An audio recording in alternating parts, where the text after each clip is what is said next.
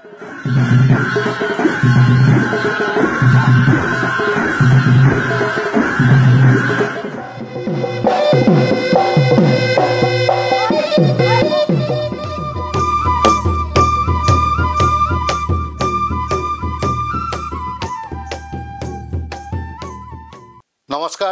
এলে লাইভলৈ আপোনালোক আটাইকে স্বাগতম জনাইছো 3 ছেপ্টেম্বৰত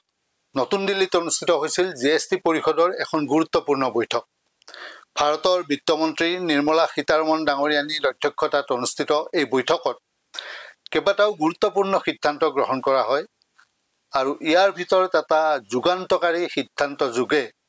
ভাৰতৰ যেটো জিএসটি কৰৰ গাঁথনি সেই গাঁথনিৰ সংস্কাৰ সাধন কৰা হৈছে পূৰ্বৰ চাৰিখলপীয়া যেটো কৰৰ গাঁথনি সেই কৰৰ গাঁথনিটো জিএসটিৰ গাঁথনিটো সলনি কৰি দুটা স্তৰলৈ সীমিত কৰা হৈছে এতিয়া 5% আৰু 18%ত কৰ দিব লাগিব জিএসটি ধাৰ্য কৰা হৈছে আৰু এটা ধাৰ্য কৰা হৈছে 40% এই 40% কৰ বিলাসী বাহন বিলাসী সামগ্ৰী ইত্যাদিৰ ক্ষেত্ৰত আৰোপ কৰা হৈছে ইয়াৰ ফলত এই সিদ্ধান্তৰ ফলত ভাৰতৰ অৰ্থনীতিত প্ৰভাৱ পৰিবই ইয়াৰ উপৰি এই সিদ্ধান্তই ভাৰতৰ প্ৰতিজন লোকক প্ৰতিগৰাকী নাগৰিকক চুই যাব যেহেতু আমি সকলো সামগ্ৰী দৈনন্দিন ব্যৱহাৰ্য সামগ্ৰী কিনো গতিকে আমি এই জিএসটিৰ পৰা আউটাৰ পৰা কেতিয়াও বাহিৰত থাকিব নোৱাৰো কিন্তু জিএসটিৰ যেটো সীমা বা হাৰ সেই হাৰ কমাই অনাৰ লগে লগে 5% আৰু 18%ত সীমিত কৰাৰ লগে লগে বহু দৈনন্দিন আমাৰ ব্যৱহাৰ কৰা সামগ্ৰীৰ দাম কমিব ইয়াৰ উপৰি কেইটামান বিষয়ত এই সামগ্ৰী বা কৰৰ পৰা আউটাৰ পৰা ৰেহাই দিয়া হৈছে এই বিষয়কেইটা হৈছে যেটো বীমা জীৱন বীমা হওক বা আন যেটো চিকিৎসাজনিত বীমা কৰোৱা হয় সেই বীমাৰ প্ৰিমিয়ামত আগতে যেটো জিএসটি আছিল সেই জিএসটি এতিয়া প্ৰত্যাহাৰ কৰা হৈছে ইয়াৰ উপৰি জীৱনদায়িনী ঔষধৰ ক্ষেত্ৰতো জিএসটি প্ৰত্যাহাৰ কৰা হৈছে এনে ধৰণৰ কেতবোৰ সিদ্ধান্তৰ জৰিয়তে এতিয়া ভাৰতৰ জনসাধাৰণক সকাহ দিব বিচাৰিছে ভাৰত চৰকাৰে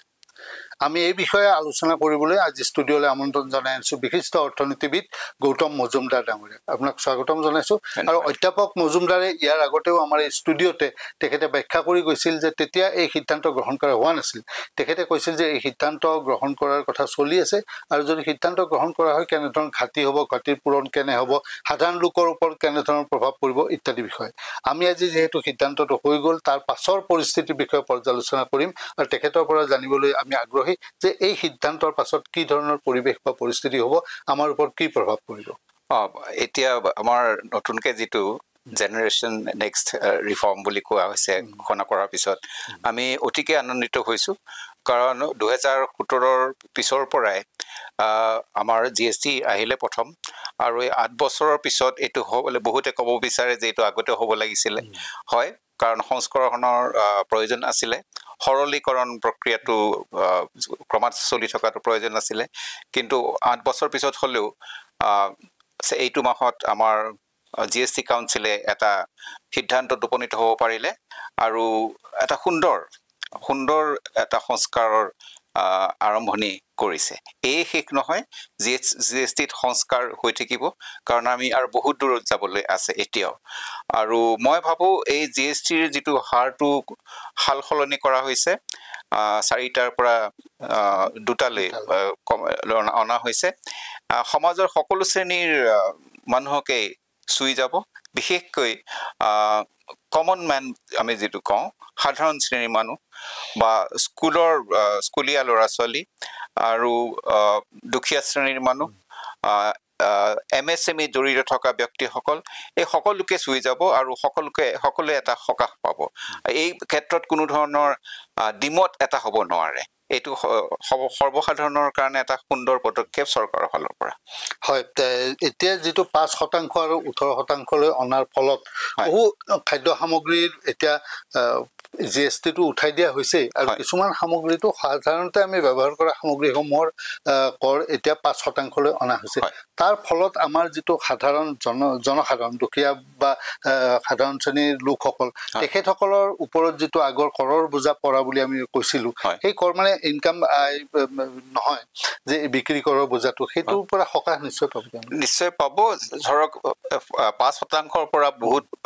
0% লৈ গ'ল তেতিয়া হেতু অলপমান আৰ্থিকভাৱে দুৰ্বল মানুহক স্পৰ্শ কৰি যাব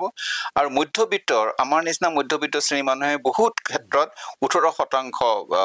কৰ দি আছিলো সেইটো 18%ৰ পৰা কিছুমান 5% লৈ গ'ল এই বস্তুটোৰ কাৰণে মিডল ক্লাছ মধ্যবিত্ত শ্ৰেণীও সকাহ পাব আৰু বিশেষকৈ মই লিখিছো যে এই দুটা বিষয় এটা হ'ল জীৱন বীমা আৰু এটা স্বাস্থ্য বীমা জীৱন বীমা আৰু স্বাস্থ্য বীমা দুয়োটাই আজিৰ তাৰিখত অতিকে গুৰুত্বপূৰ্ণ আৰু জৰুৰী কিয়নো যিটো চিকিৎসা ব্যয় বা চিকিৎসা ব্যৱস্থা আমাৰ ব্যয়বহুল হৈ গৈছে গোটেই ক্ষেত্ৰত গতিকে আমাক যদি সাধাৰণতে তৎক্ষণাতে আমি চিকিৎসাধীন হ'ব লগা হয় তেতিয়াহ'লে এই স্বাস্থ্য বীমাই আমাক বহুত সহায় কৰে নিশ্চয় কাৰণ চৰকাৰে এই যোৱা কেইবছৰ মানত যথেষ্ট কৰিছে কিন্তু নিম্ন শ্ৰেণীৰ মানুহৰ কাৰণে যিবিলাকৰ BPL কাৰ্ড আছে তেওঁলোকক অটল বীমা আঁচনি এনেকে ধৰণৰ বিভিন্ন ধৰণৰ আঁচনিৰ জৰিয়তে কভাৰ কৰিছে কিন্তু আমাৰ নিচিনা মিডল ক্লাছ বা লোৱাৰ মিডল ক্লাছ মানুহৰ কাৰণে আমি নিজেই নিজৰ ব্যৱস্থাটো কৰিবলগীয়া হয় ইঞ্চুৰেঞ্চ আৰু বহুত ক্ষেত্ৰত ইয়াৰ যিটো মানুহৰ মনত এটা ভাৱ হয় যে বেমাৰ যদি নহয় পইচাকেইটা এনেই যায় সো সেইটো কাৰণে এইটো খুব ইম্পৰ্টেণ্ট আছে হয় যে ইয়াৰ যাতে পৰিমাণটো বেছি নহয় বহন কৰিব পৰা হয় কাৰণ স্বাস্থ্যৰ খৰচ ব্যয় পৃথিৱীৰ সৰ্বত্ৰ চবতেই ক্ৰমাৎ বাঢ়ি গৈ আছে আৰু আমাৰ ইয়াত মানে আমাৰ আগৰ তুলনাত বহুত বেছি স্বাস্থ্যৰ সুবিধাও বাঢ়িছে কিন্তু তাৰ লগে লগে ব্যয়ৰ পৰিমাণো বাঢ়ি গৈছে গতিকে প্ৰতিজন ব্যক্তিয়ে আচলতে আমি জীৱন বীমা আৰু স্বাস্থ্য বীমা কৰাটো একদম দৰকাৰ আৰু চৰকাৰে হয়তো GST-টো প্ৰত্যাহাৰ কৰি তাৰ পৰা তাৰমানে শূন্য একেবাৰে কৰ চৰকাৰৰ ঘৰত কৰ দিবই নালাগে প্ৰিমিয়ামৰ কথাত নহয় জানো এটা উৎসাহিত কৰিছে একেবাৰে উৎসাহিত কৰিছে যে এইটো সেৱা কাৰ্যত আমি অংশীদাৰী নহয় আমি ইয়াৰ বাবদ আপোনালোকৰ পৰা একো কৰ নলওঁ সো এটা সিগনেল দিছে যে ইয়াক আমি ব্যয়টো কমাব বিচাৰো এটা চাবলৈ ইন্টাৰেষ্টিং হ'ব যে 0% কৰি গ'ল 18%ৰ পৰা 0% কৰি গ'ল এতিয়া মোৰ যিটো প্ৰিমিয়াম সেইটো কমনে নাই সেইটো কিন্তু মনিটৰ কৰিব লাগে সেইটো চাব লাগিব কাৰণ আৰু এন্টি প্ৰফিটিয়াৰিং আমাৰ ল আছে সেইটো আৰত আনিবলৈ কিন্তু মনিটৰিং খুব ইম্পৰ্টেণ্ট খুব দৰকাৰ হয় যদিও চৰকাৰে সিদ্ধান্ত গ্ৰহণ কৰিছে কিন্তু যিটো ৰূপায়ণ সেই ৰূপায়ণটোত আমি নাগৰিকসকলো সচেতন হ'ব লাগিব এই কথাটো জৰুৰী আৰু ইয়াৰ উপৰি আমি যদি এতিয়া গাড়ী মটৰৰ কথাটো চাওঁ তেতিয়া অতি বিলাসী যিখিনি সেইবিলাকৰ বাহনৰ কৰ 40% বৃদ্ধি কৰিছে কিন্তু সাধাৰণ যিখিনি যান বাহন যিখিনি এতিয়াতো এখন গাড়ী কেতিয়াবা বিলাসিতাৰ কাৰণ হৈ নাথাকে আজিকালি বা এখন দুচকীয়া বাহন গতিকে সেইবিলাকৰ কৰো কিন্তু একেবাৰে কমাই নি 18%ত সীমিত কৰিছে ইয়াৰ ফলত এই কথাটো হ'ব পাৰে নেকি যে ইতিমধ্যে এই কেইটা দিনতে আমি দেখিবলৈ পাইছো যে বহুত যান বাহনৰ কোম্পানীয়ে বহুত গাড়ী কোম্পানীয়ে এতিয়া বহুত গাড়ীৰ দাম হ্ৰাস কৰিছে গতিকে এইটো তেওঁলোকৰ পৰা সেই বেনিফিটটো সেই উপকাৰিতাটো গ্ৰাহকে পাব নে তেওঁলোকৰ এইটো মানে কোম্পানীবিলাকৰ এইটো এটা কৌশল হ'ব পাৰে নহয় গ্ৰাহকে পাব কিন্তু actually reduction to GST যিটো ৰিডাকশন হৈছে 100% পাবনে নাই সেইটো এতিয়াই ক'ব নোৱাৰি কাৰণ তেওঁলোকে বাকি ইনপুটৰ কথাও আছে ইনপুট কষ্টৰ কাৰণে কিছুমান নেচাৰেলি বাঢ়ি যায় গতিকে সেই হিচাপে GST যদি আগৰ নিচিনাই থাকিলেহেঁতেন তেতিয়াহ'লে হয়তো গাড়ীৰ দাম আৰু অলপ বাঢ়িলেহেঁতেন এতিয়া কমাই দিয়াৰ লগে লগে এই যিটো বাঢ়িলে সেইটো আমি ধৰিব লাগিব কষ্টৰ কাৰণে কিন্তু জেনুইন হ'ব লাগিব গতিকে মই এইটো ক'ব খুজিছো যে 100% যে পাচন হ'ব আচলতে 100% পাচন হ'ব লাগে কিন্তু এটা নেচাৰেল গ্ৰোথ মানে ইনক্ৰিজ কষ্টৰ কাৰণে হয়তো আমি সেইটো মই এতিয়া আন এটা বিষয়লৈ আহিছো GST কেন্দ্ৰিক যে ভাৰত চৰকাৰে 4টা গাঁথনি স্থল কৰিছিল আৰু সেই স্থলকেইটা মই কৈছো 5, 12, 18 আৰু 28% আৰু তাৰ পৰা সমগ্ৰ দেশতে এটা কৰ ব্যৱস্থা হৈছিলে সমগ্ৰ দেশখনতে আৰু সেই GSTৰ ভাগ আমি ৰাজ্যসমূহে পাইছিলো এতিয়া যেতিয়া GSTৰ গাঁথনিটো সলনি কৰা হ'ল সৰল কৰা হ'ল আৰু 5 আৰু 18% লৈ দুটা স্লেবত দুটা স্তৰত অনা হ'ল তাৰ ফলত নিশ্চয়কৈ ভাৰত চৰকাৰৰ মূল আয়ত যিটো কৰৰ পৰা যিটো ৰাজহ হয় সেই ৰাজহ GSTৰ পৰা হোৱা ৰাজহত ঘাটি পৰিব আৰু সেই ঘাটিটো পূৰণৰ কাৰণে এতিয়া চৰকাৰৰ যিটো এষ্টিমেট অনুমানিক ঘাটি সেইটো হ'ব 93,000 কোটি টকা তাৰ পৰা 45,000 কোটি টকা এইটো যে এটা 40% কৰ কৰা হ'ল তাতে মানে সেইটো পূৰণ হ'ব বুলি কৈছিল গতিকে আপুনি ভাবেনে যে এই যিটো অংক তেওঁলোকে সহজে দেখুৱাইছে সেইটো ইমান সহজ হৈ আছে বুলি মই নাভাবো ইমান সহজ বুলি তেওঁলোকৰ হাতত তথ্য আছে তেওঁলোকৰ হাতত পলিচি মেকাৰ্ছ আছে ডাঙৰ টিম কেপেবল টিমে কাম কৰি আছে গতিকে মই তেওঁলোক গোটেইখন ভুল কৰিছে বুলি কোৱাৰ ধৃষ্টতা মোৰ নাই কিন্তু অৰ্থনীতিৰ এজন সাধাৰণ ছাত্ৰ হিচাপে মই জানো এইখিনি দাঁতি ক'ব পাৰো যে এই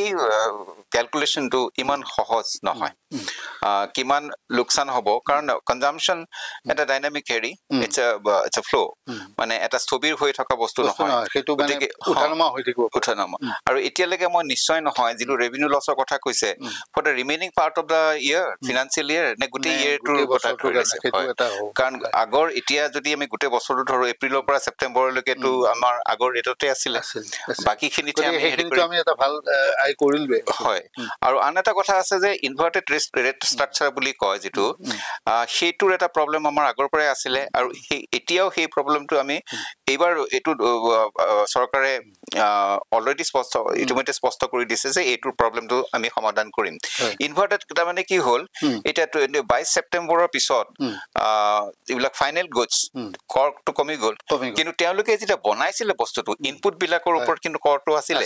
গতিকে এনেকুৱা হৈ যায় কি ফাইনেল প্ৰডাক্টৰ ওপৰত যেটো কৰ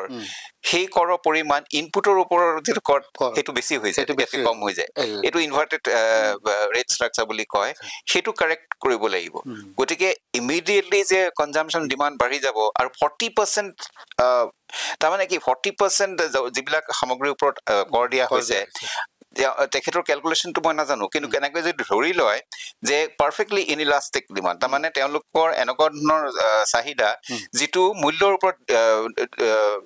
ডিপেন্ড নকৰে নিৰ্ভৰ নকৰে মূল্য যিমানে নাবাঢ়ক আমি কনজিউম কৰি থাকিম হেতু নহবও পাৰে যদি হেতু এজাম্পশন লৈছে গতে কি ধৰণৰ অনুমান কৰি পেলাই এই গোটেই বিশ্লেষণটো কৰা হৈছে হেতু নিশ্চিন্তকৈ নাজানিলে মই এটা হয় বা ক'ব নোৱাৰো কিন্তু এটা প্ৰশ্নবোধক চিন বা মনত সদায় থাকিব এনেই সাধাৰণ দৃষ্টিৰ পৰা দেখা যায় যে এতিয়া 22 ছেপ্টেম্বৰৰ পৰা এটো কাৰ্যকৰী হ'ব আচ্ছা 22 ছেপ্টেম্বৰৰ পৰা কাৰ্যকৰী হ'লে এটা শাৰদীয় উৎসৱ গোটেই ভাৰততে দুৰ্গা পূজাৰ এটা পৰিবেশ আৰু তাৰ পাছত আহিব দেৱালীৰ এটা পৰিবেশ গতিকে তেওঁলোকেতো কৈছে যে এটো এটা দেৱালী গিফ্ট বুলি কৈছে উপহাৰ দেৱালীৰ গতিকে উত্তৰ ভাৰতত যেতিয়া দেৱালী বা সমগ্ৰ ভাৰতত প্ৰায় আটাইবিলাক অঞ্চলতে দেৱালীৰ এটা উৎসৱ থাকে আমাৰ এইফালে দুৰ্গা পূজাৰ উৎসৱটো সাংঘাতিক ধৰণে হয় গতিকে সেই সময়ত মানুহে কিছুমান বস্তু কিনে মানে ঘৰৰ কাৰণে গতিকে তেতিয়া আপুনি যেটো কৈছে যে কনজাম্পশন তেতিয়াও কিনিলে কিন্তু সেই ধৰণৰ হয়তো কিমানখিনি উপকৃত হ'ব পাৰিব সেইটো এটা সন্দেহ মানে এইটো এটা উৎসাহ দিছে এনেও ফেষ্টিভ সিজনত আমাৰ যিকোনো উপায় আমি চেষ্টা কৰো অলপ কিবা এটা হেৰি কৰিলে আৰু নৰ্থ ইণ্ডিয়াত আৰু বেছি ঘৰ ৰং দিয়াৰ পৰা আৰম্ভ কৰি বহুত বস্তু বহুত খৰচ কৰে গতিকে এইটো জিএসটি ৰিডাকচন নহলেও সেইটো এটা হয় হলেহেঁতেন এতিয়া জিএসটি এটি আৰু উৎসাহিত কৰিছে যে আগতে যিখিনি ভাবিছিলে তাতকৈ অলপ বেছি কৰিম বা এইবাৰ বেলেগ এটা ঠাইলৈ ফুৰিবলৈ যাম সো সেই টুৰিজমৰ কন্ট্ৰিবিউশন কিন্তু আমি হেতুৱে কিন্তু আমাৰ ক্যালকুলেশনটো অলপমান খেলিমেলি কৰিব পাৰে কাৰণ আমি এইটো পিৰিয়ডৰ পিছত দেখা পাম যে আমাৰ কনজাম্পশন বাঢ়ি গৈছে যে জিএসটি কমাৰ কাৰণে হৈছে আসলতে নহয় মানে আসলতে কি ফেষ্টিভ সিজনৰ কাৰণে বাঢ়ি গৈছে গতিকে জিএসটিৰ কাৰণে কিমান হৈছে হেতু উলিয়াবলৈ ইমান সহজ নহব গতিকে এইটো জিএসটিৰ বেসিক্যালি কথাটো হৈছে চৰকাৰে সাময়িকভাৱে স্যাক্ৰিফাইস কৰিছে নিজৰ এটা ইনকাম এইটো আশা কৰি যে এইটোৱে কনজাম্পশন গ্ৰোথত অৰিহণা যোগাব আৰু যিবিলাকে জিএসটিৰ কমপ্লায়েন্স হে কমপ্লায়েন্সটো আৰু আগতকৈ বাঢ়িব সৰলীকৰণৰ জৰিয়তে গতিকে আমাৰ অৰ্থনীতিৰ এটা গ্ৰোথ আহিব আৰু অৰ্থনীতিৰ গ্ৰোথে আকৌ হে জিএসটি টো আগৰ সমানলৈ লৈ যাব আৰু ক্ৰমাৎ বাঢ়িবলৈ লৈ যাব সেইটো এটা আশা সেইটোৰ এটা টাইম সময় থাকিব আমি কোৱাৰ্টাৰলি বেসিছত এইটো ক্যালকুলেট কৰি দাঁতি ক'ব নোৱাৰো কিন্তু দুটা কোৱাৰ্টাৰৰ পিছত হয়তো ট্ৰেন এটা যিটো দিশে যাব সেইটো এটা ইতিবাচক দিশত যাব পাৰে মই এই কথাটো আপুনি ভালদৰে ক'ব পাৰিব ডক্টৰ মজুমদাৰ যে যেতিয়া আমাৰ এতিয়া শুল্ক যুদ্ধ এটা চলি আছে ট্ৰাম্পৰ তাৰিফৰ যিটো তেওঁ সদায় ভাবুকি দি থাকে যে ইমান শতাংশ তাৰিফ বঢ়াম ইমান শতাংশ শুল্ক বঢ়াম এই শুল্ক বৃদ্ধিৰ ফলত ভাৰতৰ ওপৰত এটা প্ৰভাৱ পৰিবই ভাৰতৰ অৰ্থনীতিত বা ভাৰতৰ যিটো ৰাজহত এটা প্ৰভাৱ পৰিবই কিন্তু এই জিএছটি সৰলীকৰণৰ জৰিয়তে ভাৰতৰ আভ্যন্তৰীণ যিটো অৰ্থনীতিৰ পৰিকাঠামো সেইটো শক্তিশালী কৰি সেই শুল্ক যুদ্ধৰ প্ৰভাৱটো প্ৰতিহত কৰিব বিচৰা হৈছে নেকি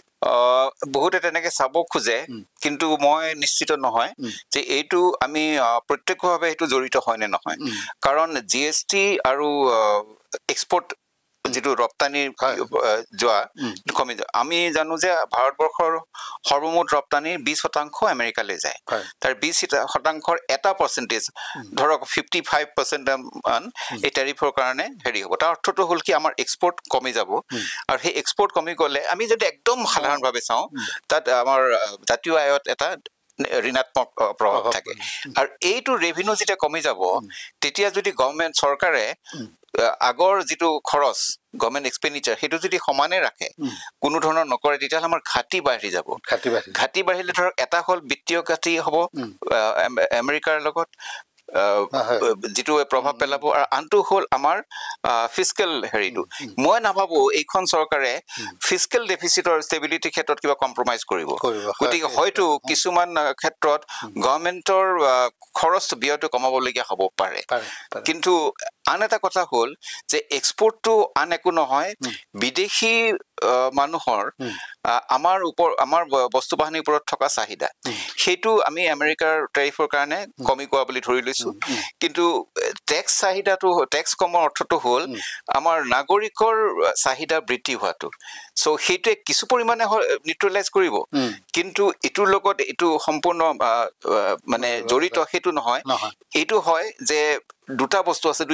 আছে যে এটা ক্ষেত্ৰত এইটো আমাৰ ফিস্কেল ষ্টেবিলিটিৰ ওপৰত হেঁচা দিব বা গভৰ্ণমেণ্টৰ চৰকাৰৰ ব্যয়ৰ ওপৰত এটা ঋণাত্মক প্ৰভাৱ পেলাব পাৰে আৰু আনটো পজিটিভটো হ'ল আশা কৰা গৈছে যে যিহেতু কৰৰ জিএছটি কম হোৱাৰ কাৰণে বা আঁতৰাই দিয়াৰ কাৰণে বস্তুৰ মূল্যৰ কিছু হ্ৰাস পাব মানুহে উৎসাহিত হৈ মানুহৰ ক্ৰয় কৰিব পৰা ক্ষমতা বাঢ়ি যোৱাৰ কাৰণে ক্ৰয় বৃদ্ধি কৰিব দুইটা চাইডে আছে গতিকে মই শেষত আপোনাক এটা কথা জানিব বিচাৰিছো প্ৰশ্নটো এনেকুৱা ধৰণৰ যে 31 আগষ্ট আৰু 1 ছেপ্টেম্বৰত চীনত অনুষ্ঠিত হ'ল এছচিঅ সন্মিলন আৰু এই চাংহাই সন্মিলনত গোটেই আমি দেখিলো যে ভূ ৰাজনীতিৰ যিটো সমীকৰণ আজি বহুদিন ধৰি আছে সেইটো সম্পূৰ্ণ সলনি হৈ গৈছে ভাৰতৰ চীনৰ লগত বা আৰু ৰাছিয়াৰ লগত যিটো সম্পৰ্কৰ গাঢ়তা সেইটো আমি দেখিবলৈ পাইছো পুনৰ গাঢ় হৈ উঠিছে আৰু এই যিটো সলনি হোৱা সমীকৰণ সেইটোৱে আমাক উপকৃত কৰিব নেকি বাণিজ্যিক ক্ষেত্ৰত এইটো এটা চিম্বলিক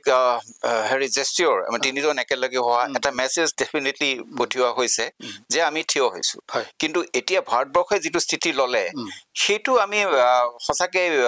শিৰ দোৱাব লাগিব কোনোবাই বেছিকে কোৱা বুলি ভাবিব পাৰে কাৰণ আমি আমেৰিকাৰ লগত একো দুৰ্ব্যৱহাৰ নকৰাকে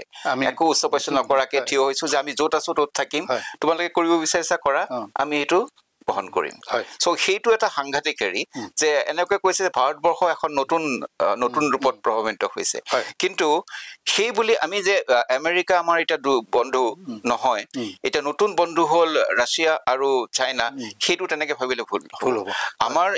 আমাৰ বিশ্বৰ জগতত আমাৰ নিজৰ স্থান ক্ৰমাৎ শক্তিশালী হৈ আহিব আমাৰ অৰ্থনীতিৰ শক্তিৰ জৰিয়তে আৰু যেনেকৈ হওক আমি যিকোনো প্ৰকাৰে হওক আমি সৎ প্ৰথাৰে মানে ৰেচনেল ৱে লজিকেলি কাকো ঠগাম বা তেনেকুৱা হেৰি নোলোৱাকে ইকনমি যিখিনি কণ্ট্ৰিবিউট কৰিব পাৰে অৰিহণা কৰিব পাৰে যোন দেশৰ লগতে আমি সহযোগিতা কৰি নহওক কিয় আমি কৰিব লাগিব আৰু সেইটো দিশে আমি দেখিছোৱেই already foreign free trade agreement আমাৰ ইউকে লগত হৈছে ইউৰোপিয়ান ইউনিয়নৰ লগতো এইটো এবছৰৰ ভিতৰত হৈ যাব গতিকে সেইটো দিশে যদি আমি যাই থাকিব পাৰোঁ তেতিয়াহ'লে আমি যিদৰে ভাৰতবৰ্ষক বিচাৰিছো সেইটো লক্ষ্যত আমি উপনীত হ'ব পাৰিম আৰু আমাৰ সেইটোৱে এটা লক্ষ্য যে আমি শক্তিশালী ৰূপত লাহে লাহে অৱতীৰ্ণ হৈ আহিছো গোটেই বিশ্বৰ প্ৰেক্ষাপটত মই আপোনাক ধন্যবাদ জনাইছোঁ আৰু আশা কৰিছোঁ যে এই সকলোখিনি কথা বতৰাই ভাৰতৰ অৰ্থনীতি সামগ্ৰিকভাৱে শক্তি টনকিয়াল কৰাৰ লগতে প্ৰতিগৰাকী নাগৰিকৰ অৱস্থা সচ্ছল কৰি তুলিব সকাহ দিব সকলো নাগৰিককে আৰু ভাৰতৰ যিটো বিকাশ সেই বিকাশৰ গতি আৰু ত্বৰান্বিত হ'ব মই ডক্টৰ মজুমদাৰ আপোনাক ধন্যবাদ জনাইছোঁ প্ৰিয় দৰ্শক সেয়া আছিল আমাৰ লগত বিশিষ্ট অৰ্থনীতিবিদ ডক্টৰ গৌতম মজুমদাৰ তেখেতৰ পৰা আমি জিএছটিৰ পৰিষদৰ বৈঠকত লোৱা যুগান্তকাৰী সিদ্ধান্তৰ যিটো প্ৰভাৱ বা পৰ্যালোচনা সেই বিষয়ে আমি সেই আলোচনা কৰিলোঁ আৰু আপোনালোকো নিশ্চয় উপকৃত হ'ল ধন্যবাদ